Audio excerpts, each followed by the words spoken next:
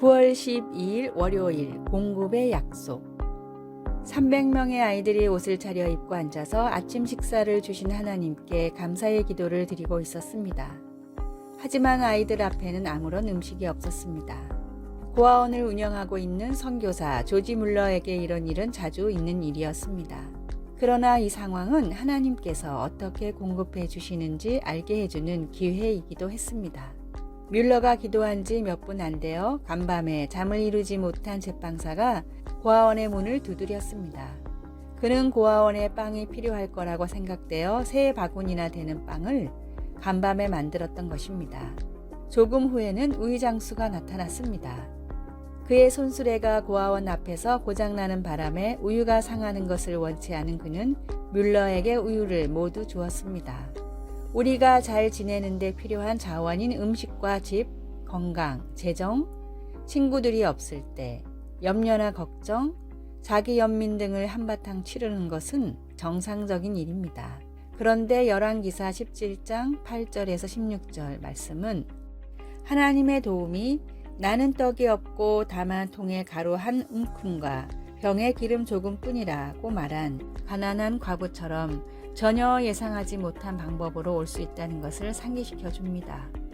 그 이전에 엘리야에게 공급해 준 것은 까마귀였습니다. 우리는 부족한 것을 채우려고 염려하므로 여러 갈래로 길을 찾아 나설 수 있습니다.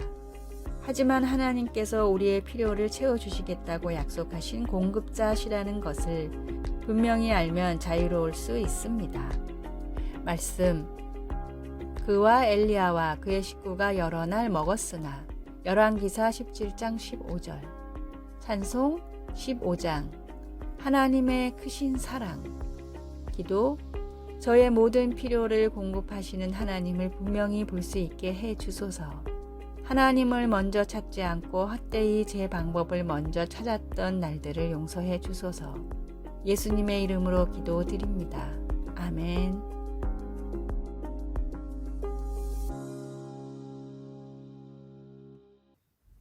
9월 13일 화요일 쳇바퀴를 돌려도.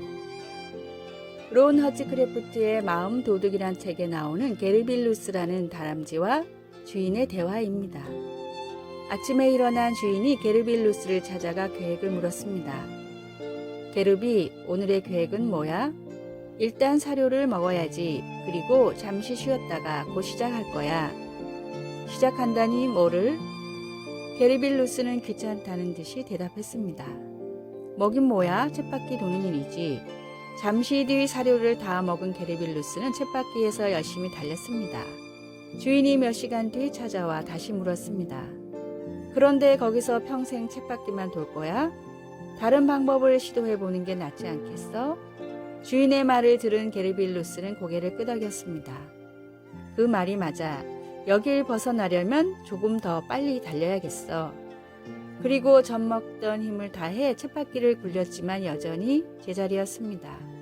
사육장을 벗어나지 않는다면 아무리 열심히 달려봤자 제자리일 뿐입니다.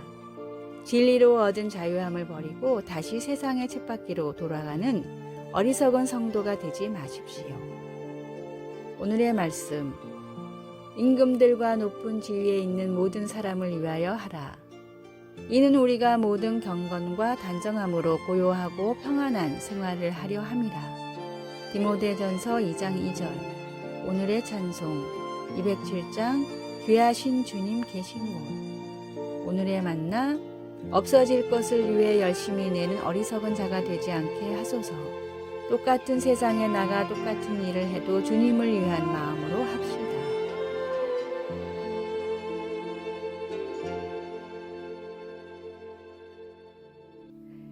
9월 14일 수요일 황량한 곳에도 아름다움이. 우리는 종종 길을 걷다 바위 틈에 피어난 꽃을 발견할 때가 있습니다. 그것은 넓고 아름다운 들판에서 자라나는 꽃들만큼 키가 크지는 않아도 아름답기는 마찬가지여서 보면 기분이 좋아집니다. 이렇게 거칠기만 한 곳에서 우연하게 좋은 것을 만나고 보면 예수님을 믿는 사람들에게도 삶이 얼마나 생기가 없고 황량하게 보일 수 있는지 생각하게 됩니다. 어려움은 극복할 수 없을 것 같고 시편 기자 다윗의 외침처럼 우리의 기도도 때로는 소용없는 것처럼 보이기도 합니다. 여호와여, 나는 가난하고 궁핍하오니 주의 귀를 기울여 내게 응답하소서. 우리도 다윗처럼 기쁨을 갈망하는 존재들입니다. 그러나 다윗은 이어서 주를 부르는 모든 사람들에게 인자함을 넘치게 베풀어 주시는 하나님, 신실하시고 긍휼히 여기시며 은혜를 베푸시는 하나님을 섬긴다고 선언합니다. 하나님은 정말로 응답해 주십니다. 때때로 하나님은 황량한 곳에 해바라기를 보내주십니다. 그것은 친구로부터의 격려의 말이나 글, 위로의 문장이나 성경 구절 혹은 아름다운 해돋이처럼 우리에게 희망을 가지고 더 가벼운 발걸음으로 앞으로 나가게 해주는 것들입니다. 우리를 어려움에서 건져주시는 하나님을 경험할 그날을 기다릴 때에도 시편 기자처럼 주는 위대하사 기이한 일들을 행하시오니 주만이 하나님이시니이다 라고 선언하는 우리가 될 수 있기를 소원합니다. 말씀, 주는 선하사 사죄하기를 즐거워하시며 주께 부르짖는 자에게 인자함이 후하심이니이다. 시편 86편 5절. 찬송 327장 주님 주실 화평. 기도, 사랑의 하나님, 긍휼히 여기시고 은혜를 베풀어 주시니 감사합니다. 신실하신 하나님이 과거의 나의 기도를 어떻게 응답하셨고 또 미래에 어떻게 응답하실지 기억하게 하소서. 예수님의 이름으로 기도드립니다. 아멘.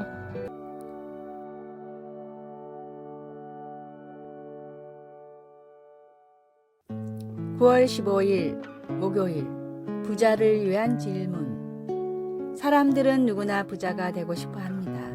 그러나 얼마나 가져야 부자라고 할 수 있을까요? 사람마다 기준은 모두 다를 것입니다.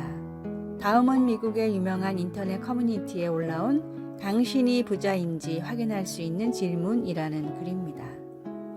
첫째, 친구의 성공에 진심으로 축하할 수 있다면 부자이다. 둘째, 남을 위해 베풀 때 본전 생각이 안 난다면 부자이다. 셋째, 자녀들의 존재만으로 기뻐할 수 있다면 부자이다.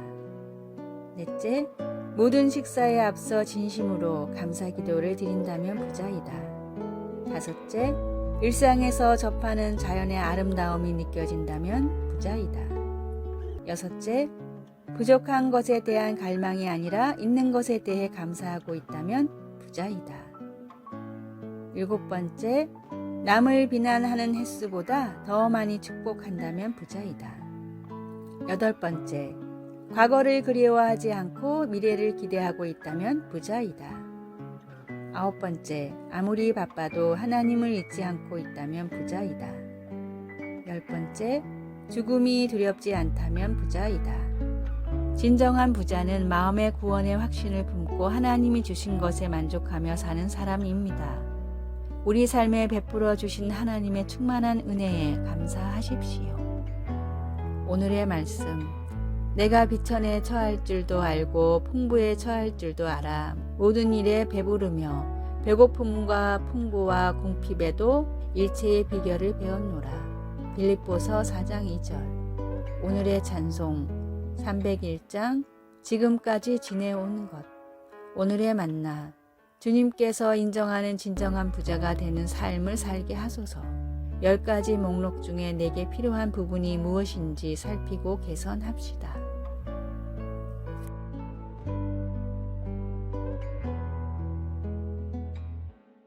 (9월 16일) 금요일, 우리의 구원자 하나님.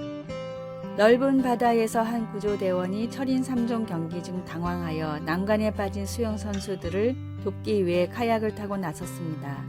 그 여자 구조 요원은 카약의 가운데를 잡으면 배가 뒤집히는 것을 알고 배 가운데 부분을 잡지 마세요 라고 수영 선수들에게 소리쳤습니다.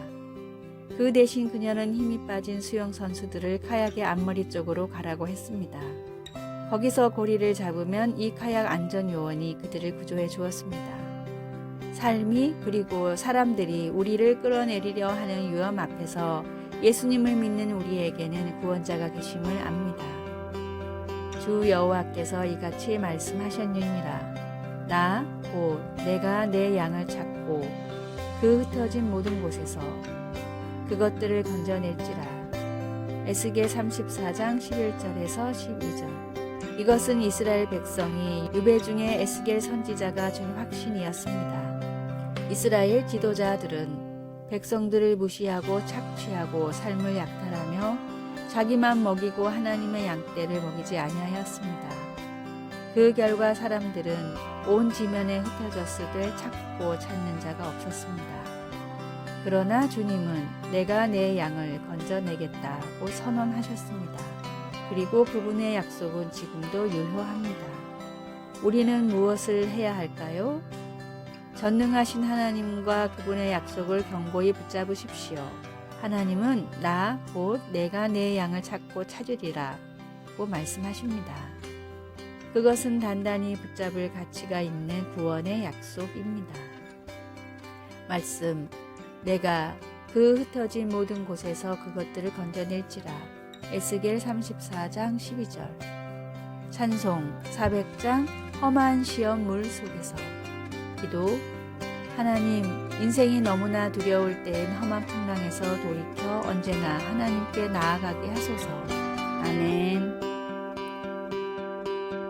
아래의 빨간색 글자 구독을 누르시어 더 많은 전도의 열매를 맺으시기를 기도합니다.